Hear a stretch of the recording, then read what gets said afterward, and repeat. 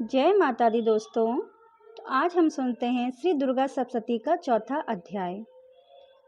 इंद्रादि देवताओं द्वारा देवी की स्तुति। ध्यान।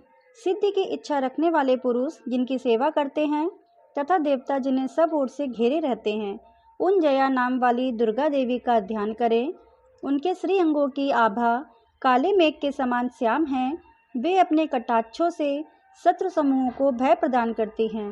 उनके मस्तक पर आबद्ध चंद्रमा की रेखा शोभा पाती है। वे अपने हाथों में शंख, चक्र, कृपाण और त्रिशूल धारण करती हैं। उनके 3 नेत्र हैं। वे सिंह के कंधे पर चढ़ी हुई हैं और अपने तेज से तीनों लोगों को परिपूर्ण कर रही हैं। ऋषि कहते हैं, अत्यंत पराक्रमी दुरात्मा महिषासुर तथा उसकी दैत्य सेना के देवी के हाथ से मारे जाने पर इंद्र आदि देवता प्रणाम के लिए गर्दन तथा कंधे झुकाकर उन भगवती दुर्गा का उत्तम वचनों द्वारा स्तवन करने लगे। उस समय उनके सुंदर अंगों में अत्यंत हर्ष के कारण रोमांच हो आया था। देवता बोले, संपूर्ण देवताओं की शक्ति का समुदाय ही जिनका स्वरूप है तथा जिन देवी ने अपनी शक्ति से संपूर्ण जगत को व्याप्त कर रखा है, समस्त देवताओं और महर्षियों की पूजनीया उन जगदम्बा को हम भक्तिपूर्वक नमस्कार करते हैं।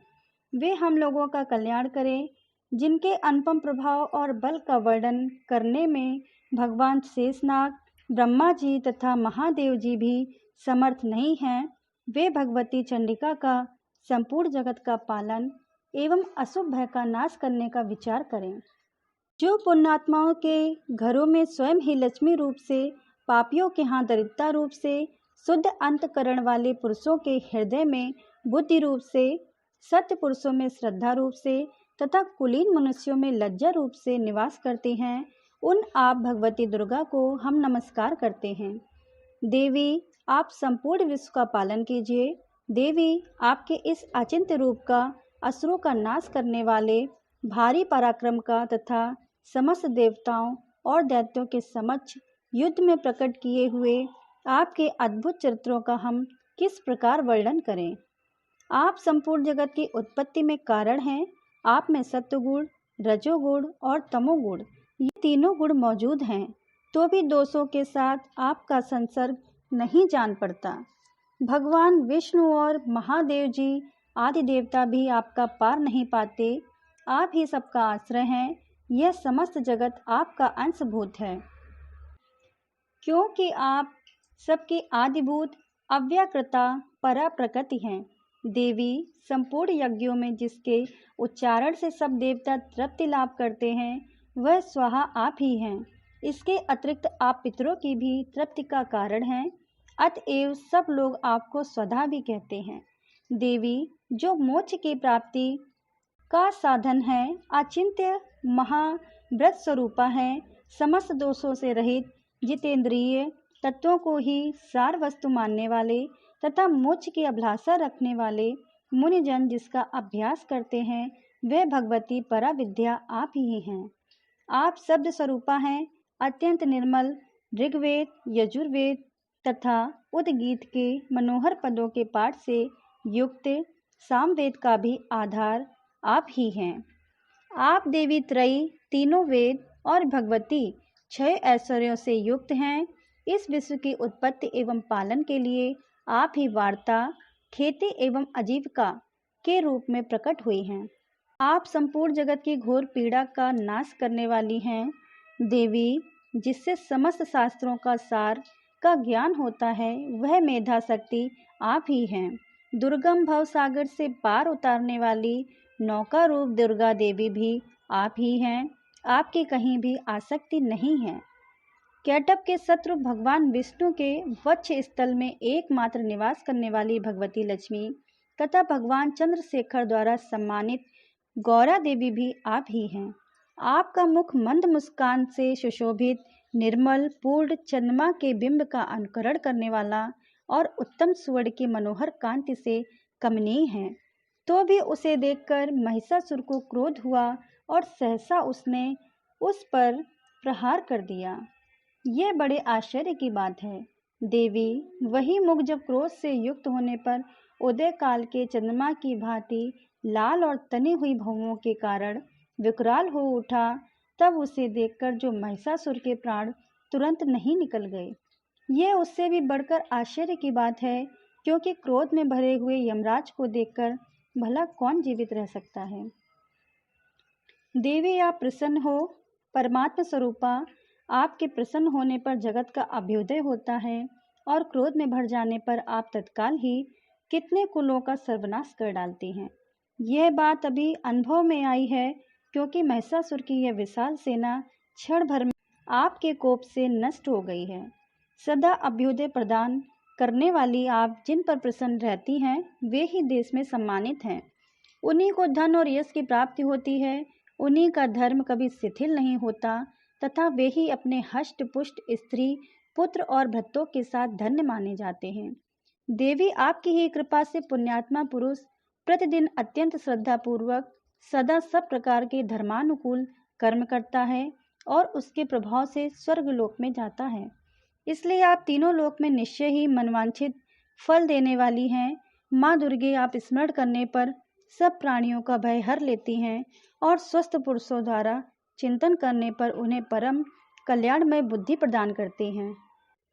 दुख, दरिद्रता और भय हरने वाली देवी, आपके सिवा दूसरी कौन है जिसका चित्त सबका उपकार करने के लिए सदा ही दयार्द रहता हो।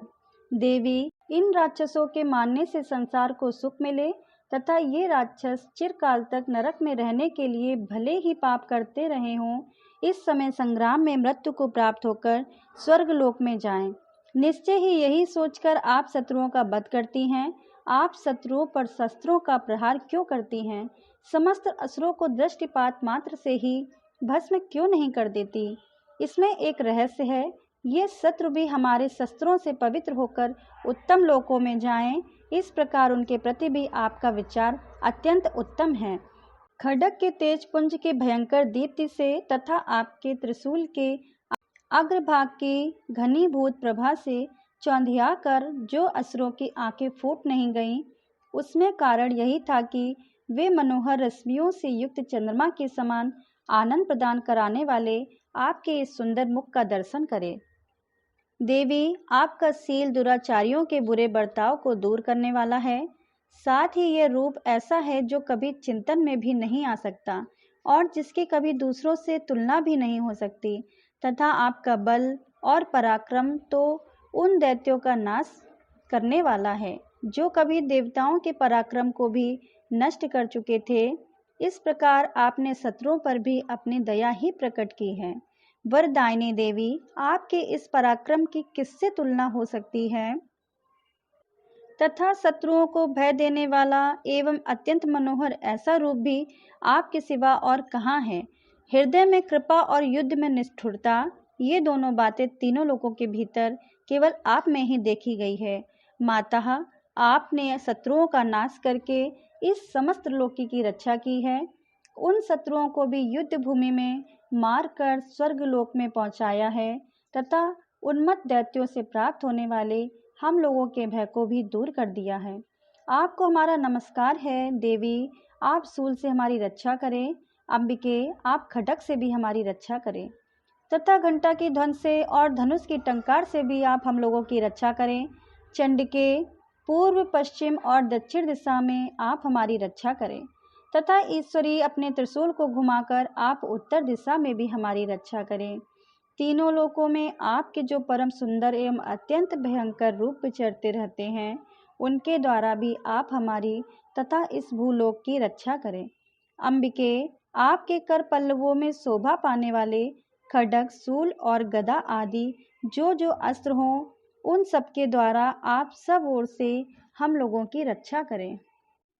ऋषि कहते हैं, इस प्रकार जब देवताओं ने जगन माता दुर्गा की स्तुति की, तब नंदन वन के दिव्य पुष्पों एवं गंध चंदन आदि के द्वारा उनका पूजन किया।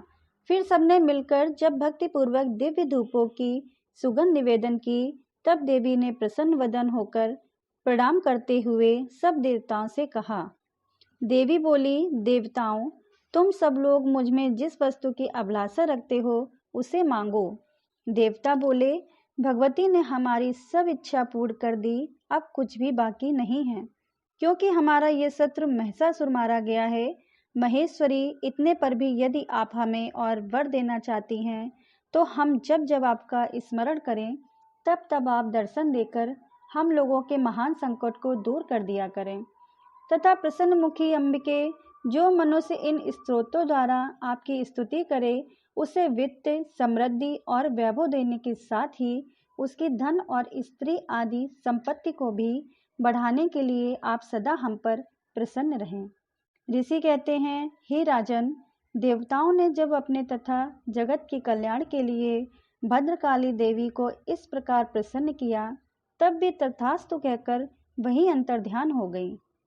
भूपाल, इस प्रकार पूर्व काल में तीनों लोगों का हित चाहने वाली देवी जिस प्रकार देवताओं के शरीर से प्रकट हुई थी वह सब कथा मैंने कह सुनाई।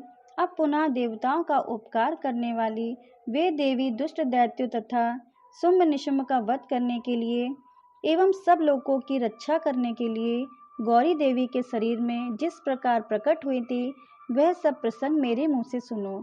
मैं उसका तुमसे यथावत वर्णन करता हूँ।